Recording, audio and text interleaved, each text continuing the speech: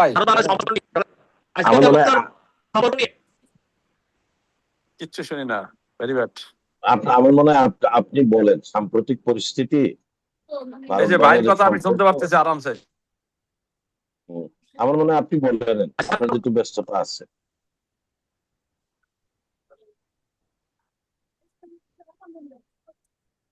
Hello,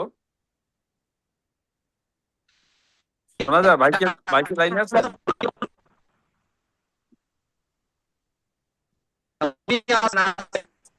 আচ্ছা, আপনার সাচিবের কথা আমি শুনি না, আমি আমার মতো বলি, কিছু শুনি না। যাই হোক, আপনার যেহেতু বিষয়বস্তুটা কিছুটা বুঝতে পেরেছি, বিষয়বস্তু কি এর উপর ভিত্তি করেই বলি। আপনার কথা আমি শুনছি না, যে আপনি প্রশ্ন করলে যে উত্তর দিব এমনটা শুনছি না, হোয়াট এভার। আচ্ছা, যেহেতু আপনার সাম্প্রদায়িক অবস্থা বাংলাদেশ এবং ভারতের ব্যাপারে যে ব্যাপারে আপনার কথা শুনছিলাম দুজনে, আমার এক ডক্টর মনির ভাই বলছিলেন, ওনার তো একটু সময় শুনেছি, 1-2 মিনিট, আর ভাইয়ের কথা ভালো করে শুনতে পারিনি। তারপর আমরা যেটা এখন বাংলাদেশের প্রেক্ষাপটে আমরা যেটা দেখছি, সেটা হচ্ছে বাংলাদেশ তো একটা ছোট দেশ। আমাদের চারপাশে ভারত বলেন, ভারতের চারদিকেই ভারত, তারপরে কিছুটা আমাদের সাথে বন্ধুত্ব সম্পর্ক মনে করেন নেপালেরও আছে, পাকিস্তানেরও আছে, সবারই বন্ধুত্বপূর্ণ সম্পর্ক আছে। ভারতের সাথেও যে আমরা একেবারে তারা যে আমাদের শত্রু, এই কথা আমরা বলবো না, এটা বলা যাবে না। কারণ প্রত্যেকটা কান্ট্রি একজন আরেকজনেরই পরিপূরক, কারণ আমদানি রপ্তানি প্রত্যেকেরই হয়। মনে করেন ধরেন বাংলাদেশ থেকে, বাংলাদেশের সাথে ভারতের প্রায় আমদানি রপ্তানি বাৎসরিক প্রায় $11 বিলিয়ন। 11 বিলিয়ন যদি রপ্তানি হয়, তার ভিতরে মনে করেন ভারত থেকে একেবারে সামান্য আমরা আমদানি করতে পারি, মানে এই রপ্তানি করতে পারি ভারতে, আমদানিটাই আমাদের বেশি হয়। তবে আপনার এই 1.5 থেকে 2 বছর পর্যন্ত আমরা যা দেখছি, প্রায় বছরে প্রায় $7 বিলিয়ন আপনার এটা কমে গেছে, আমদানিটা কমে গেছে। এটা বাংলাদেশের জন্য একটা ভালো দিক, এবং আমরা মনে করি এটা একটা পজিটিভ দিক। কারণ বাংলাদেশ তো একটা দেশ, সে তার নিজের প্রয়োজনীয় জিনিসপত্র বিদেশ থেকে আনবে, কিন্তু আমরা চাই প্রত্যেকটা স্বয়ংসম্পূর্ণ হওয়ার জন্য যেটা করা দরকার সেটা হচ্ছে যে আপনার চাল আপনি নিজে বানান, নিজের ভূমিতেই করেন, শাক সবজি যা আছে। কিন্তু আমরা কিন্তু ভারত থেকে শাক সবজিও আনি, ভারত থেকে আমরা বেশ কিছু জিনিসই আনি, এবং এটাকে আপনি বন্ধ করতে পারবেন না, এটা বন্ধ হচ্ছেও না। মনে করেন পেঁয়াজ, এগুলো আনতেই হয়, ইচ্ছে করলেই বাংলাদেশে কিন্তু তৈরি করতে পারেন, কিন্তু সেটা হচ্ছে না। মনে করেন অনেক সময় বাংলাদেশে এক সময় আলু, প্রচুর পরিমাণে আলু, মনে করেন একেবারে সেটাকে আপনি ফেলে দিতে হয়, আবার প্রয়োজন হলে তাদের কাছে আনতে হয়। সুতরাং আমদানি রপ্তানি যে একটা বাণিজ্যিক চুক্তি, এটা থাকবেই আমাদের ভিতরে। যে ভারতকে আমরা বন্ধু ভাবি না তা না, ভারত আমাদের বন্ধু। কিন্তু আপনি দেখেন, মনে করেন খালেদা জিয়া একবার বলেছিলেন যে আমরা আপনাদেরকে বন্ধু ভাবি, কিন্তু বন্ধুর বেশে আপনি আমাদেরকে যে মনে করেন যে আমাদেরকে চুষে নিবেন বা আমাদের উপরে চড়াও করবেন, আমরা এটা চাই না, এবং এটা মেনে নেব না, মানতেও দিব না। সুতরাং ব্যাপারটা কি দাঁড়ায়, যে একজন আপনার ডেমোক্রেসির নেত্রী, যারা ওয়ার্ল্ডে মনে করেন সমাদৃত, যেখানে আপনার কানাডা যেখানে আপনাকে ঘোষণা করেছেন যে 3বারের প্রধানমন্ত্রী বেগম খালেদা জিয়া, উনি হচ্ছেন জিয়া ডেমোক্রেসি নেতা। সুতরাং সেক্ষেত্রে আমরা মনে করি যে উনি যা বলবেন ওইটাই সত্য, উনি বুঝে শুনে কথা বলতেন। সেক্ষেত্রে ভারতকে আমরা বন্ধু ভাববো, ভারতের সাথে আমার কূটনৈতিক সম্পর্ক থাকবে, ভারতের সাথে আমার ব্যবসায়িক সম্পর্ক থাকবে, কিন্তু আমরা আমাদের যে সত্তা, আমাদের যে সার্বভৌমত্বের যে দিকটা, এইটা আমরা অবশ্যই রক্ষা করব। আমরা চাবো আমরা একটা স্বাধীন দেশ, আমরা পরাধীন হতে চাই না। যেটা আপনি জানেন যে 1971 থেকে 75-এর ভিতরে চেষ্টা করেছিল একবার, অর্থাৎ 71-এর আগেও যেটা হয়েছিল সেটা হয়েছিল যে আপনার আওয়ামী লীগ তথা তখনকার সময় যারা বুদ্ধিজীবী বা যখন দেশে যারা মনে করেন নেতৃত্ব দিত, তারা চেষ্টা করেছিল যে একবার পাকিস্তানের সাথে আমরা ভাগ হয়ে আবার ভারতের সাথে আমরা প্যাক্ট হয়ে ভারতের একটা আধিপত্য নিয়ে আমরা এই দেশে বসবাস করবো, ভারতের অঙ্গরাজ্য হিসেবে বাংলাদেশ হবে। কিন্তু এটা হয় নাই, হয়ে ওঠে নাই। সেটা 1971 থেকে 75 সাল পর্যন্ত কিন্তু ওরা চেষ্টা করেছিল। 75-এ আবার যখন মনে করেন সিপাহী জনতার বিপ্লবের মাধ্যমে শহীদ প্রেসিডেন্ট জিয়া রহমান যখন আবার দেশকে মনে করেন দেশের একটা ক্লান্তি লগ্ন থেকে দেশকে আবার পুরো স্বাধীনতার যে স্বাদ, এটা বাংলাদেশের মানুষের কাছে আবার যখন ফিরিয়ে আনলেন, তখন থেকে আবার বাংলাদেশ আবার ঘুরে দাঁড়ালো।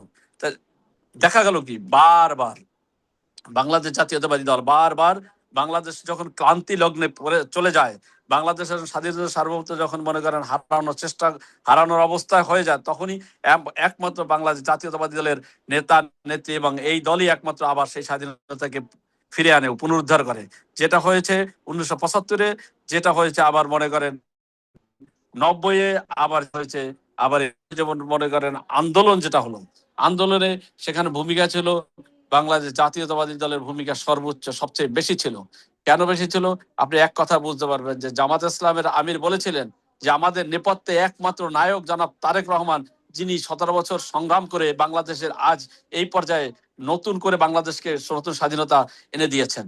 সুতরাং ওনার কথাটা তখন উনি না বুঝে বলে নাই। এখন রাজনীতির ক্ষেত্রে রাজনীতি আসবে, রাজনৈতিক ক্ষেত্রে চেষ্টা করবে প্রতিপক্ষকে, এক রাজনৈতিক দল আরেক রাজনৈতিককে হেয় প্রতিপন্ন করার চেষ্টা করবে।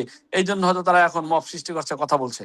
কিন্তু আমরা জানি যে যখন বাংলাদেশের স্বাধীনতা বিপন্ন হওয়ার যে একটা জায়গা চলে আসবে, তার আগেই একমাত্র বাংলাদেশ জাতীয়তাবাদী দল এবং এই বাংলাদেশের স্বাধীনতাকে পুনরুদ্ধার করে নিয়ে আসে।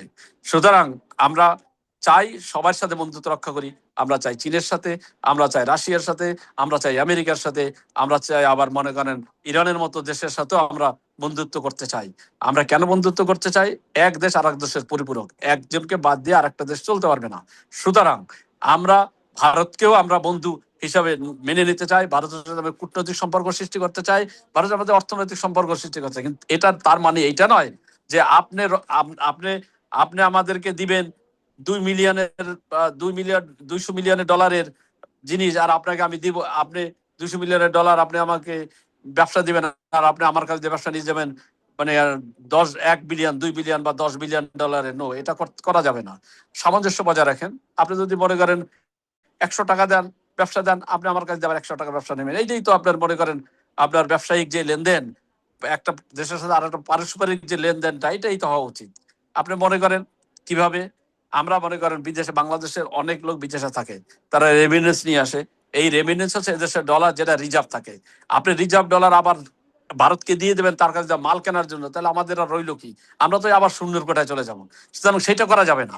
নিজের জিনিস নিজে উৎপন্ন করে, যেটা শহীদ প্রেসিডেন্ট জিয়াউর রহমান বলেছিলেন, খাল খনন করেন, আপনারা ধান চাষ করেন।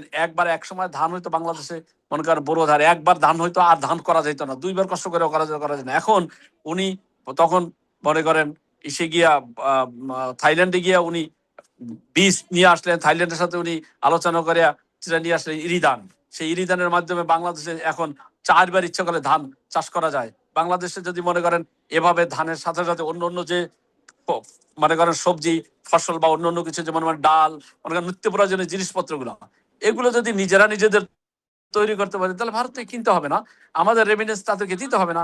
আমাদের মনে করেন যে রেমিডেন্স আসে, আমাদের স্টক থাকবে, আমাদের ডলার স্টক থাকবে, আমাদের অর্থনীতি আরো সমৃদ্ধ হবে। অর্থনীতিকে, ভঙ্গুর অর্থনীতিকে সমৃদ্ধ করার জন্য দেখেন মনে করেন এই যে 17 বছর যে ফেসিস ছিল, তানারা প্রায় 48 লক্ষ কোটি টাকা ওনারা বিদেশে পাচার করেছে। এবং এই টাকাগুলো যদি বাংলাদেশে, আজকে বাংলাদেশের আছে কি, ঋণ আছে কি 30 লক্ষ কোটি টাকা ঋণ আছে। যদি 28 লক্ষ কোটি টাকা মনে করেন ওনারা পাচার না করতো, আর এই যে মনে করেন তার আগে ইউনূস সরকার এসে প্রায় 6 লক্ষ কোটি টাকা আবার উনি আবার ঋণ অতিরিক্ত বাড়াই দিয়ে গেছে। এইগুলো না হলে বাংলাদেশ আজকের মানুষের কাছে বোঝা হতো না। বাংলাদেশে যদি মনে করেন কারো কাছে ঋণ না থাকতো, তা বাংলাদেশের এখন যে আপনি বাংলাদেশ পৃথিবীর কাছে যে সম্মানটা পান, ওই সম্মানটা অনেক আগায় যেতেন। কিভাবে আগায় যেতেন? আপনি তখন এখন মনে করেন উন্নয়নশীল দেশে নয়, আপনার উন্নত দেশে পরিণত হয়ে যেতেন, আপনার সহিংস পরিণত যেতেন। আপনার পাসপোর্টের